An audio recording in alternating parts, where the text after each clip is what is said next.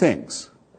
The deist argument says that there is so much order apparent in nature and in the cosmos and in the universe that it might be unwise to assume that such order has no one interested in ordering or designing it. That assumption might be an unsafe one. The philosopher Paley, in his Natural Theology, said design implies a designer. He came up with the very famous image of the watch. If you come across a watch, if you're a primitive tribes person in the Sahara, you may not know what it's for, but you know that it's not a rock or a vegetable. You know it has a purpose, and someone made it that way. Until quite recently, that was the default position of most intelligent people, including Mr. Jefferson, who, despite his intermittent atheism, in my judgment, was a theist. Was a deist. He would debate with, among the many skills he had, was a very advanced level of paleontology. He would debate with the greatest paleontologist of his time, the Count de Buffon. How comes it? How can it be that we find seashells so high on the mountains of Virginia? How can this be? Not even the most intelligent people of that day, and it's very recent, it's an instant in historical time, had any idea how that could be. There isn't anyone in this room who wasn't educated and brought up knowing exactly how that is. It's just a shame that Jefferson and many other intelligent and humane and well-educated and literate people just couldn't see that far. He wasn't to know, though Darwin was born in his day, on the same day, actually in 1809 as Abraham Lincoln, the very same day, the two great emancipators, Darwin being, in my judgment, the greater of the two.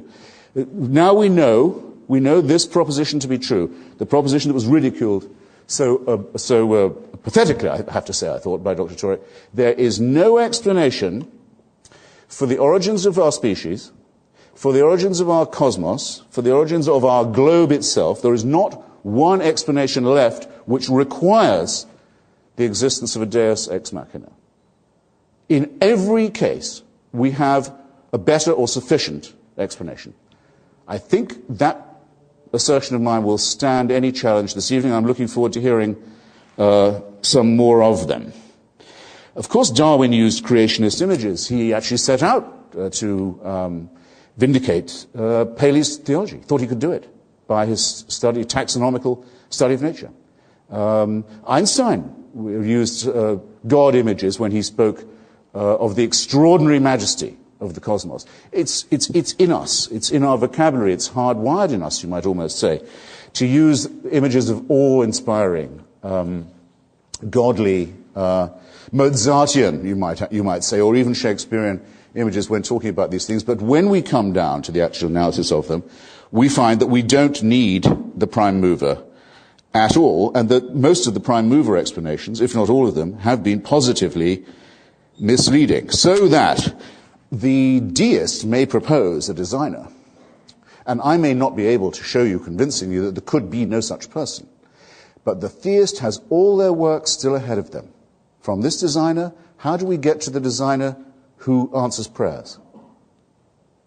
Did you hear a thing? I mean, just a phrase, even an implication, even a suggestion from anything my opponent said, that you could, by an argument from design, prove answered prayers? Or prove that someone born of a virgin was therefore the son of a god? Or could prove that resurrections occur, and that by people being tortured to death thousands of years ago, we are now redeemed, that we are vicariously forgiven our own offenses by human sacrifice? How does deism help you to that? It doesn't. It quite simply doesn't and cannot. And the attempt to build from one to the other is a conjuring trick of a very vulgar, I think, kind.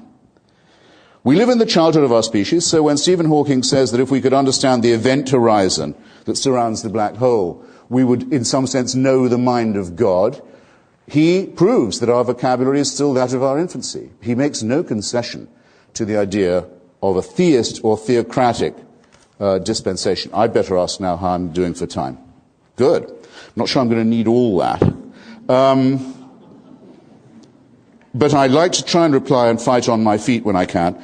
And I made some notes about what Dr. Turek had said, and I feel that they were challenges to me that I would be ignoble if I didn't respond to. The first, and I thought frankly, the most egregious, was this. I find it extraordinary that it can be said on a university campus, in this year of grace, that without God, humans are capable of doing anything. That there is no moral restraint upon us if we don't concur in the idea that we are the property and creation of a supreme being. I'm making the assumption that all of you check in every now and then with some kind of news outlet and have a view of what's going on in the rest of the world. Isn't it as plain as could be that those who commit the most callous, the most cruel, the most brutal, the most indiscriminate atrocities of all do so precisely because they believe they have divine permission? Shall I answer my own question? Shall I insult you by adding more? Who can't think of an example of this kind? Let me put the question in another form that I've put in now. Every forum from YouTube to C-SPAN, to the wireless, to the print, to the radio, to the television, and innumerable forums to those who say that without God there can be no morality. You are to ask yourself two questions. You are to name a moral action undertaken, or a moral and ethical statement made by a believer. I dare say you can do it. You are then to say that you can not imagine a non-believer making this moral statement or undertaking this moral action. Can you think? Can you now think? Can any of you think? You don't have to answer now. You have all night, and you have my email. And I've done this with everyone from the Archbishop of Canterbury to even lower people. You name me the ethical and moral action or statement that a believer can make and an unbeliever cannot, and there's a prize. And I'll tell you about that later. Now there's a second question.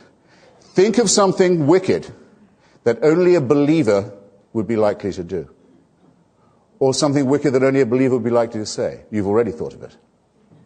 The suicide bombing community is entirely religious. The genital mutilation community is entirely religious. I wouldn't say that the child abuse community is entirely religious. I wouldn't. But it's bidding to be entirely religious. It operates on the old Latin slogan, "No child's behind left." How dare anybody, how dare anyone who speaks for religion say of us, the secular and the non-believers, that we are the immoral ones? It is itself a wicked thing to say. Itself an absolutely indefensible thing to say. No. The decapitation on the bus is going to be done by someone who thinks God is telling him to do it. Smerdyakov is actually the stupidest character in Dostoevsky's novel. He's the one who makes this proposition. Everyone has to understand that it is those who feel that the divine is prompting them, who feel they're permitted anything and everything. And it is those who are the leading, most salient, most violent, most vicious opponents of the values and civilization that Thomas Jefferson stood for and promulgated.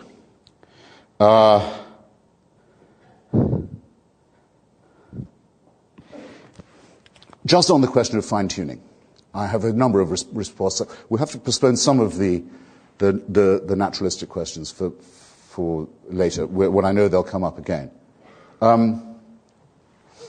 You mentioned Edwin Hubble and the way that he saw the red light shift and saw that the universe was not just expanding, but expanding very fast away from itself, that the Big Bang had not stopped. Lawrence Krauss, great physicist, probably the next Nobel Prize winner, has noticed that most of people's assumption was wrong. That though this expansion was taking place, it was thought, the rate of speed of the expansion must surely be declining. People still think in Newtonian terms in this way. No, says Krauss, he's pointed it out and now it's agreed by all. No, the Hubble rate of red light shift is increasing. The universe is dissipating itself at high speed and the speed is getting greater. What does this mean? Well, it answers the question of why is there something instead of nothing? Because now we have something. We're all here because there's something.